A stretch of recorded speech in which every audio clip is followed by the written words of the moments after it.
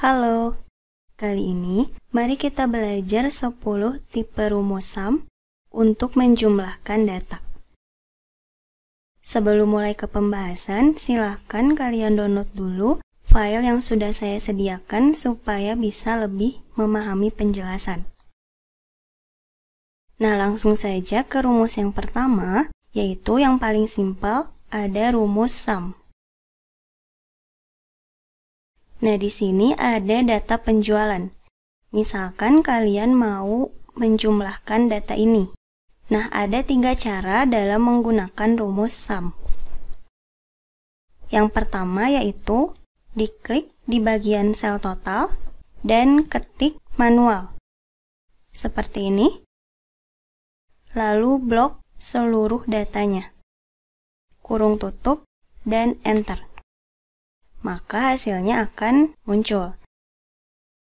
Nah, lalu cara yang kedua, kalian bisa menggunakan fitur auto sum yang ada di menu home. Langsung saja diklik selnya seperti ini, lalu klik auto sum dan enter. Dan terakhir, cara yang ketiga, yaitu cukup tekan tanda ALT pada keyboard dan tanda positif beserta sama dengan secara bersamaan. Seperti ini hasilnya. Tapi, kalau kalian mau pakai rumus auto sum dan cara yang terakhir tadi, perhatikan angka pada kolom. Jangan sampai ada salah satu yang kosong, karena kalau misalkan ada yang kosong seperti ini, ketika kalian klik auto sum, nah, maka data yang dijumlah adalah data setelah sel yang kosong, sedangkan data sebelumnya tidak ikut terjumlah. Dan kalaupun memang tidak ada datanya, kalian bisa isi dengan angka 0, supaya ketika menggunakan auto sum, nah, seluruh datanya tetap ikut terjumlah seperti ini. Nah, seperti itu contoh yang pertama. Lalu, contoh yang kedua, ada data seperti ini, dan kalian diminta menjumlahkan ke bawah beserta ke samping. Nah, gimana caranya? Cukup diblok saja seperti ini, lalu klik auto sum. Nah, maka hasil akhirnya akan langsung muncul. Lalu terakhir, di sini ada data penjualan per kuartal. Nah, kalian bisa menjumlah keempat data ini dengan cara klik sel yang pertama, yaitu C22, lalu tekan Ctrl pada keyboard, dan klik lagi satu persatu sel lainnya seperti ini. Kalau sudah, baru klik auto sum. Maka totalnya sudah berhasil dihitung. Nah, seperti itu untuk rumus sum. Lalu lanjut ke rumus yang kedua, ada dsum. Fungsinya sama untuk menghitung total data, tapi rumus dsum ini digunakan kalau kalian punya data tertentu dan mau mencari jumlahnya sesuai kriteria yang lebih spesifik. Misalnya di sini, kalian mau mencari total penjualan atas nama Tina dengan data penjualan yang terjadi setelah tanggal 31 Mei 2022, produknya laptop dan unit yang terjual adalah 50 atau lebih dari 50. Bisa dilihat ada 4 kriteria yang harus dicari di sini. Nah, cara menggunakan rumusnya, cukup kalian input, yaitu dsum. Lalu di sini kalian diminta input database. Nah, database ini adalah data tabel, termasuk judul dan isi tabel. Tinggal diblok aja seperti ini. Lalu masukkan tanda semikolon.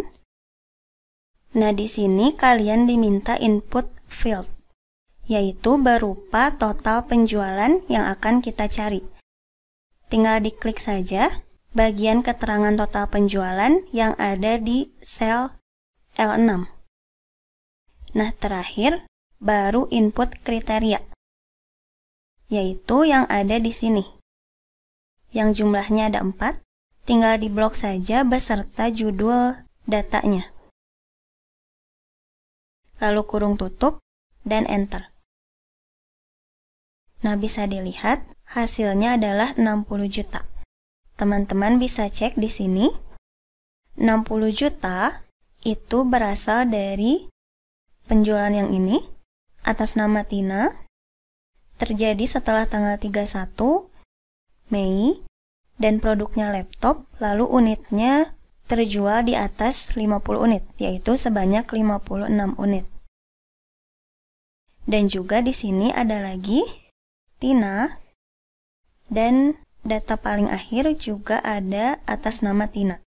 Tapi bisa dilihat, pada bagian data penjualan atas nama Tina yang kedua ini, unitnya yang terjual itu di bawah 50. Jadi tidak dimasukkan ke dalam data yang kita cari. Sehingga hasil total penjualan sebanyak 60 juta ini diperoleh dari data yang pertama ini dan data yang terakhir, yaitu 24.500.000 ditambah 35.500.000. Karena data yang kedua tidak memenuhi salah satu kriteria. Nah, seperti itu untuk rumus di sum. Kalian bisa coba hitung bagian yang ini, supaya bisa lebih memahami cara penggunaan rumusnya. Lalu kita lanjut ke rumus SUMIF dan SUMIFS.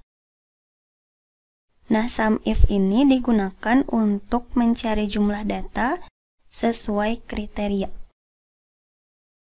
Misalkan di sini ada data penjualan dan kalian diminta mencari jumlah data sesuai 4 kriteria yang sudah tercantum. Nah, yang pertama, cari total penjualan di Kecamatan Coblong. Karena kriterianya hanya satu, yaitu dari kecamatan ini saja, maka gunakan SUMIF. Untuk bagian range, kalian isi dengan data daerah penjualan. Blok seperti ini. Baru input kriteria yang dicari, yaitu kalian mau cari penjualan dari kecamatan apa. Input sesuai yang diperintahkan, seperti ini. Jangan lupa pakai tanda kutip. Nah, terakhir bagian sum range diisi dengan data yang mau kalian hitung jumlahnya, yaitu data penjualan. Tinggal diblok seperti ini. Kurung tutup dan enter. Maka bisa dilihat hasilnya sebanyak 44.800.000, yaitu jumlah dari data ini. Nah, kalian bisa coba praktek di bagian yang ini, yaitu total penjualan untuk karyawan perempuan. Rumusnya sama, yaitu SUMIF, tapi kali ini kalian blok bagian data gender karena akan mencari data sesuai gender. Dan bagian kriteria kalian ganti dengan data gender yang dicari, yaitu data perempuan, maka ganti dengan huruf P, baru blok data penjualan. Silahkan dipraktikkan. Lalu kita lanjut ke rumus berikutnya, yaitu SUMIFS. Kalau tadi hanya mencari satu kriteria, kalau sekarang ada 2 kriteria, yaitu total penjualan oleh karyawan perempuan di Kecamatan Coblong. Gimana caranya? Kalian input dulu rumusnya. Nah, seperti ini. Lalu input dulu data penjualan di bagian sum range. Baru setelah itu, blok dulu data kriteria yang pertama, yaitu karena akan mencari data dari karyawan perempuan, maka blok data gender, baru masukkan lagi secara lebih spesifik gender apa yang dicari, yaitu di sini perempuan. Maka input P pakai tanda petik seperti ini. Baru input kriteria yang kedua, yaitu daerah penjualan. Dan sekarang masukkan secara spesifik mau mencari penjualan dari kecamatan di daerah mana. Jangan lupa pakai tanda kutip. Kurung tutup. Nah, seperti ini rumusnya untuk sum ifs. Lalu tekan enter. Nah, teman-teman bisa cek apakah hasilnya sudah benar atau belum. Di sini, jumlah sebanyak 24.800.000 diperoleh dari penjualan di nomor 3 dan nomor 10. Untuk yang nomor 2, meskipun kecamatannya sama, tapi di sini jenis kelaminnya adalah laki-laki. Jadi total penjualannya tidak dihitung karena tidak sesuai dengan kriteria yang diminta. Nah, kalian bisa coba untuk latihan, kerjakan latihan yang ini. Rumusnya masih sama, yaitu sum ifs. Lalu lanjut ke rumus sum product. Nah, di sini ada data harga per unit, lalu ada data masing-masing unit barang yang terjual dari tanggal 1 sampai tanggal 7. Dan kalian diminta menghitung total penjualan. Nah, cara menghitungnya jangan dibuat secara manual seperti ini. Misalkan harga per unit dulu, lalu dikali produk tanggal 1, terus ditambah lagi harga per unit dikali produk yang terjual di tanggal 2, dan seterusnya sampai tanggal 7. Karena cara ini akan memakan waktu yang lama. Tapi, kalian cukup gunakan rumus sum product.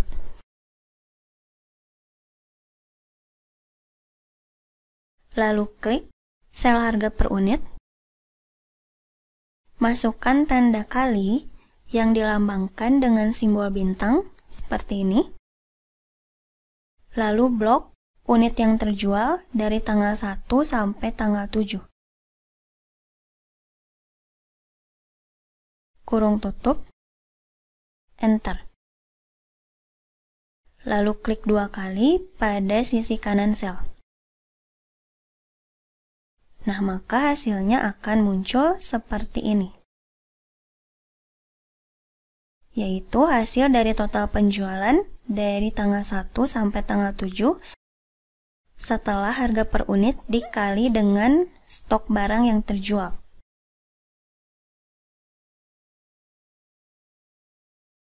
Lalu untuk menghitung total unit produk terjual dan total penjualan secara keseluruhan, kalian bisa blok seperti ini dan klik auto sum. Maka data yang ini sudah selesai dihitung. Lalu lanjut ke data berikutnya. Nah, di sini juga sama, kalian diminta menghitung total penjualan, tapi kalau tadi perhitungannya ke samping, kalau sekarang ke bawah. Yaitu misalkan di sini 98.000 dikali 125, lalu ditambah 54.000 dikali 100, dan seterusnya, lalu hasilnya simpan di sini. Nah, kalau menghitung manual, cara perhitungannya akan lama dan kalian harus mengetik banyak rumus seperti pada perhitungan yang pertama tadi. Supaya cepat, gunakan juga rumus sum product. Kalian blok data harga per unit seperti ini, tekan F4, semikolon, baru blok data penjualan yang tanggal 1. Lalu kurung tutup dan enter. Kemudian tarik rumusnya ke samping. Jangan lupa formatnya ganti jadi accounting. Nah, seperti ini. Maka total penjualan sudah selesai dihitung untuk setiap tanggal. Lalu sekarang hitung sisa produk. Gimana caranya? Yaitu stok produk dikurangi dengan total unit barang yang terjual dari tanggal 1 sampai tanggal 7. Nah, untuk menghitung totalnya, gunakan rumus sum. Kalian ketik seperti ini. Lalu blok datanya seperti ini. Kurung tutup, enter. Klik 2 kali pada sisi kanan sel.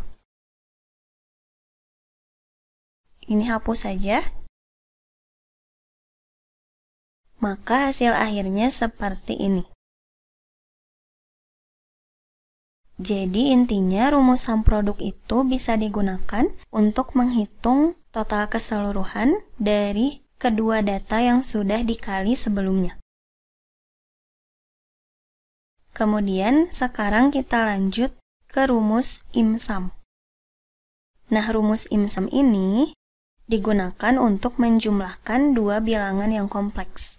Jadi kalau ada bilangan yang formatnya itu X ditambah I, Y, contohnya ini, 1 ditambah 2I, satunya itu X, dan 2-nya itu Y, kalian pakai rumus IMSUM. Misalnya di sini pada contoh pertama, kalian input rumus IMSUM, lalu klik bilangan pertama, semikolon, dan klik bilangan kedua. Kurung tutup, enter. Nah, maka hasilnya seperti ini. Langsung ditambahkan antar kedua bilangan. Nah, tapi kalau bilangannya ada 4 seperti ini,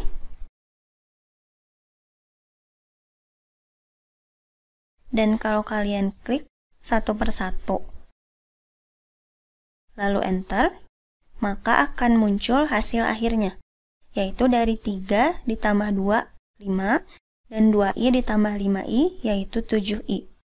Jadi hasilnya langsung muncul secara otomatis dan memudahkan kalian dalam menghitung bilangan-bilangan yang sifatnya kompleks. Nah, di sini kalian bisa coba juga contoh ketiga dengan total ada 6 bilangan. Caranya masih sama. Pakai rumus IMSUM, lalu klik bilangan yang ke-1, lalu kedua, dan ketiga. Kemudian enter. Maka hasilnya akan langsung ditampilkan seperti ini. Lalu lanjut ke rumus sum kuadrat. Di sini ada 4 rumus. Nah, yang pertama ada rumus sum SQ untuk menghitung jumlah bilangan kuadrat. Kalau kalian menghitung secara manual seperti ini, maka harus dijabarkan secara manual dan baru diperoleh hasil pertambahan dari 5 kuadrat ditambah 5 kuadrat, yaitu sebanyak 50. Tapi kalau pakai rumus sum SQ, kalian bisa langsung memperoleh hasilnya. Cukup input rumusnya seperti ini. Lalu klik data yang pertama, semikolon, dan klik data kedua. Lalu enter. Baru klik 2 kali pada sisi kanan sel. Maka hasilnya akan muncul secara otomatis. Nah, lalu yang kedua, ada rumus sum X kuadrat M Y kuadrat. M di sini artinya min untuk mengurangi hasil penjumlahan kedua bilangan kuadrat. Nah, misalnya di sini, kalau dihitung secara manual, kalian harus menghitung nilai data X ini dengan cara dipangkatkan 2 dulu seperti ini. Dan juga data Y-nya harus dipangkatkan dulu. Baru dikurangi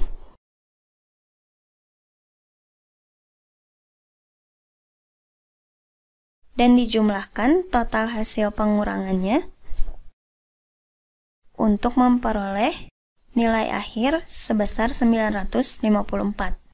Caranya cukup lama, tapi kalau pakai rumus ini, kalian cukup input rumusnya, lalu blok data X, dan baru data Y. Enter. Nah, maka hasilnya akan langsung ada dan sama dengan perhitungan secara manual tadi. Lalu berikutnya, nah kalau tadi rumusnya digunakan untuk menghitung total akhir dari data X kuadrat dan Y kuadrat yang sudah dikurangkan, nah kalau sekarang ada rumus sum X kuadrat plus Y kuadrat yang digunakan untuk menghitung total data X kuadrat dan Y kuadrat yang sudah ditambahkan. Nah, seperti sebelumnya, kita hitung dulu secara manual, yaitu di pangkat 2 seperti ini. Baru ditambahkan.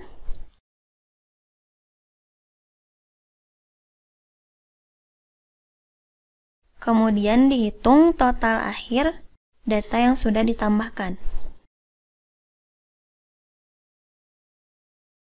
Nah, hasilnya seperti ini kalau dihitung secara manual. Tapi kalau dengan rumus, cukup input rumusnya, lalu blok data X, dan blok data Y. Maka teman-teman akan memperoleh hasil yang sama dengan waktu yang lebih cepat. Nah, terakhir, kalau ini digunakan untuk rumus total dari nilai X dikurangi dengan nilai Y, dan hasilnya dikuadratkan seperti ini, pangkat 2. Kita hitung dulu secara manual. Hasilnya seperti ini. Agak ribet karena harus input rumus, dikurangi dan dipangkatkan 2 seperti ini. Tapi kalau menggunakan rumus sum X min Y kuadrat, kalian hanya perlu input rumusnya, lalu blok data X, dan blok data Y, lalu enter. Nah, bisa dilihat hasilnya sama persis dengan perhitungan manual pada tabel ini. Nah, seperti itu penjelasan 10 tipe rumus sum kali ini. Terima kasih dan semoga bermanfaat.